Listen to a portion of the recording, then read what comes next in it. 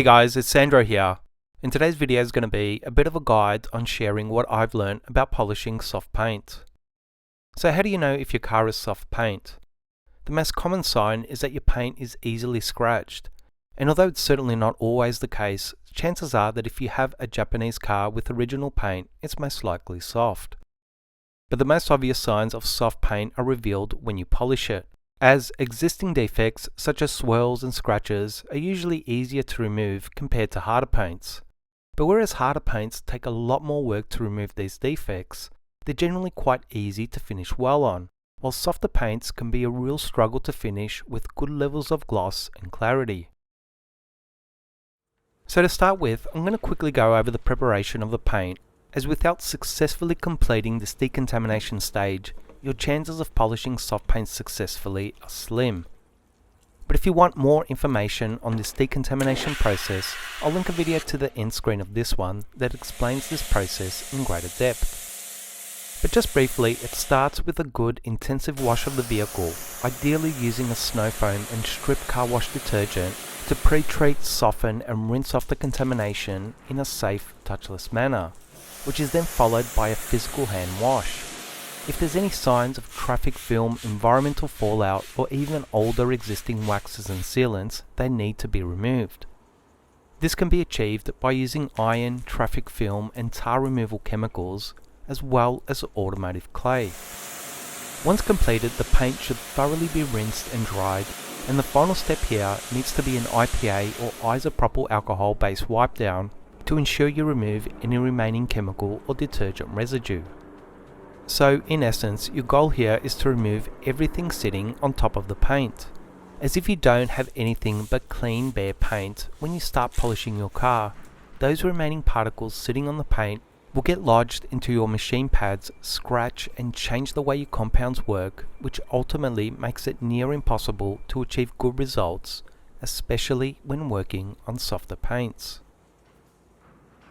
So next, let's discuss what machine polishes are best for softer paints. For this video, I'm going to stick to larger dual action polishers, starting with the larger spec of the 21mm DA polisher with a larger 6-inch backing plate. Now although your 21mm DA polishers with larger pads can be a great option for removing severe defects on harder paints, they may not be the best option for working on and certainly for finishing well on softer paints. The larger throw-in pads do tend to increase cutting ability, but they also tend to dramatically decrease the machine's finishing ability, and in many cases that larger throw-in pad can make it near impossible to finish well on softer paints. Now a 15mm throw DA polisher with a slightly smaller 5-inch backing plate is going to be more of a middle ground polisher, making it a better overall option for softer paints compared to the previous 21mm machine, as it will have a slightly less aggressive action leading to a better finishing ability. Yet at the same time, it's still a great machine for medium to harder paints, and if you could only have one polisher, this really makes the most sense for addressing a variety of paints and defects. Before specifically working on soft and sensitive paints, it's really hard to go past a smaller 12mm throw DA polisher that's perhaps going to be the ultimate machine for sensitive paints. Its smaller orbital throw allows this polisher to decrease heat and run smoother, while also increasing its finishing ability by reducing the potential compounding haze and marring. And although it will tend to have a decreased cutting ability compared to the previous two machines, you generally don't need or want that on softer paints. So next, let's have a look at polishing pads.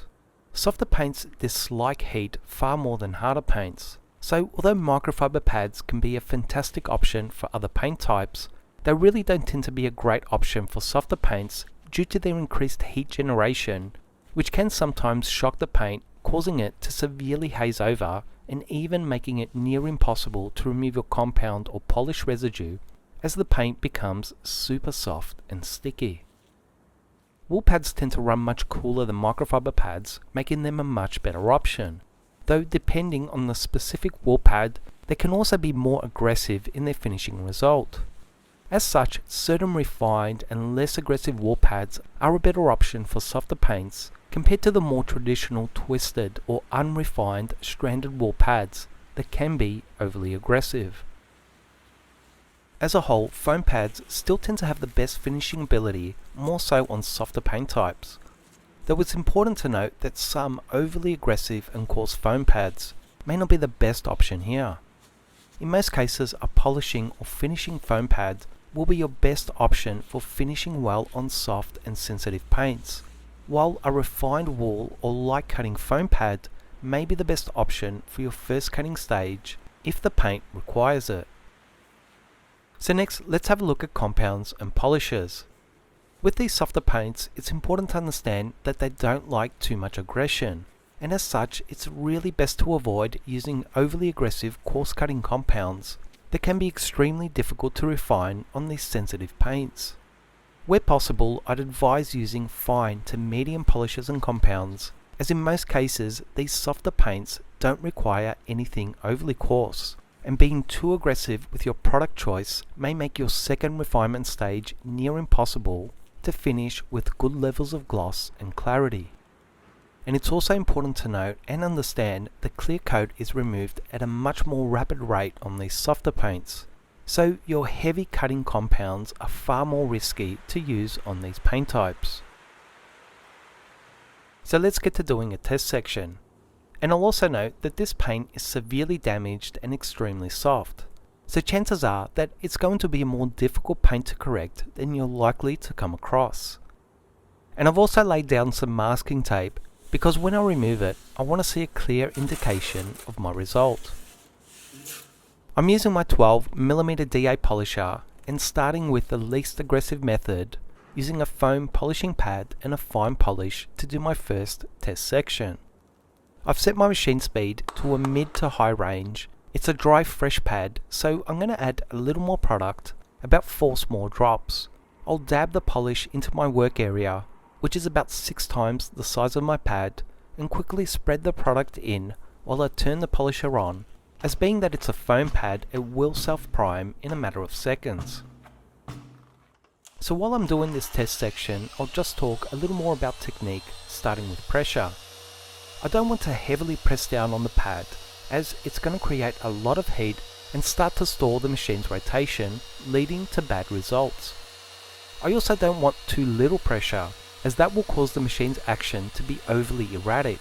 So moderate pressure, which is enough to contain the dual motions of the polisher, but not so much as to slow or stall the rotation, is best. Next is arm speed and row passes. In many cases, 3 row passes of your machine in an area 6 times the size of your pad is going to be a great place to start. A slow arm speed that takes you about 30 to 40 seconds or so to complete a row of passes also tends to be optimal. So it should take you approximately 1.5 minutes to 2 minutes to complete a full set of passes. Working the section with more aggressive machines, compounds, pads for longer may be fine within reason for harder paints, but it's most likely going to render bad results on these soft and sensitive paints. Also important is your wipe off. Try to avoid aggressively wiping down softer paints with your microfiber cloths, as you can certainly scratch the paint even further with just your wipe off. And also be sure to use an IPA cleaner to remove polishing oils, which can mask the paint's true finish. But I'll also add that it's best to avoid using stronger solvent-based panel wipes, as although they may be fine on harder paints, they will tend to further soften these sensitive paints, making them near impossible to finish well on. I'll also mention residue control here. After each set of passes, it's extremely important to blow or brush out your pads to help remove and limit that residue buildup, as otherwise it will further decrease the overall performance and finish qualities in your work. Now, as you can hopefully see, I've managed to greatly restore the gloss and clarity on this badly damaged paint, but I haven't managed to remove the deeper defects because they are extremely bad on this panel. But if the paint was just slightly to moderately swelled up, this would have most likely been a perfect combination to remove those less severe defects and restore gloss and clarity to this paint. But being that the paint is just so badly damaged, I will need a more slightly aggressive combination and technique to address those defects. As mentioned earlier, it's best to avoid overly aggressive compounds and pads when working on these softer paints. So a great way to increase cut here would be to try a medium grade refined wool pad with the same polish to extract a little more cut from it. However, this time I'm going to prime the pad, as fine wool pads don't tend to self-prime as well as foam. I've also allowed the paint to cool back down to room temperature before polishing it again, which is very important as these sensitive paints don't like increased heat. As far as technique goes, it will be almost identical to my previous set of passes, with the exception of just a slightly slower arm speed and a touch more pressure and machine speed, as my focus here is more so cutting back the defects rather than finishing perfectly like in the previous section. It's also important to note that there is a lot more polish on the panel to start with, which will in fact dramatically increase this wool pad's cutting ability, but it will also tend to decrease its finishing ability. So as mentioned, I'm focusing my technique here on increasing cut rather than finishing perfectly, as it's just not possible to correct such a badly damaged soft paint in a single step. Now, as you can hopefully see, this time I've managed to remove the vast majority of the existing defects here, unlike in the first test section. But as you can also hopefully see, the finish is nowhere near as good as the previous section in relation to gloss and clarity. So I will need to go back to my first combination and technique to finish this paint in a second stage process to remove that compounding haze and restore gloss and clarity to this paint.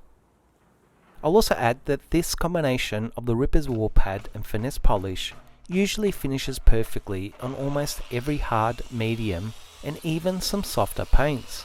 But the fact that so much haze was created on this specific paint is a clear sign that it is a rather super soft and sensitive paint.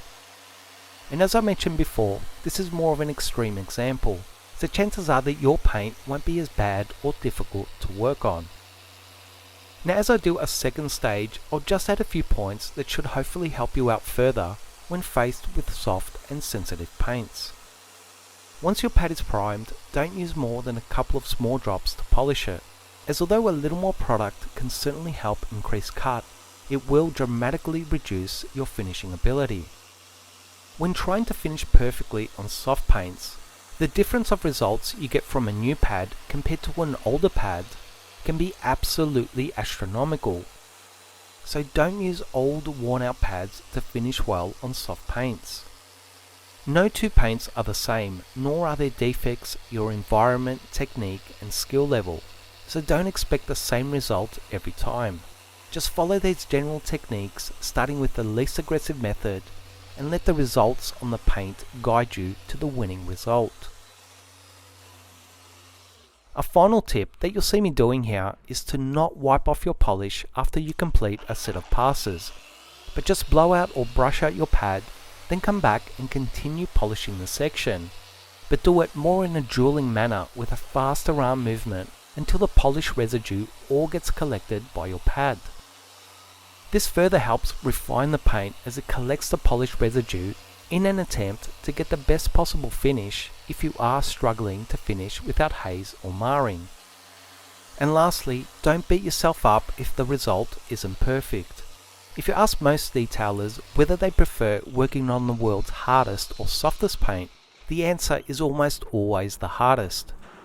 Super soft paints can be a real nightmare to correct even for an extremely experienced and skilled detailer, and sometimes you just have to accept that although you can still greatly improve the paint, it's just not always possible to get it perfect. As always, I really hope you guys enjoyed and found this video useful. Please share this video, like, comment and subscribe to this channel to show your support for this content, and I'll see you guys soon.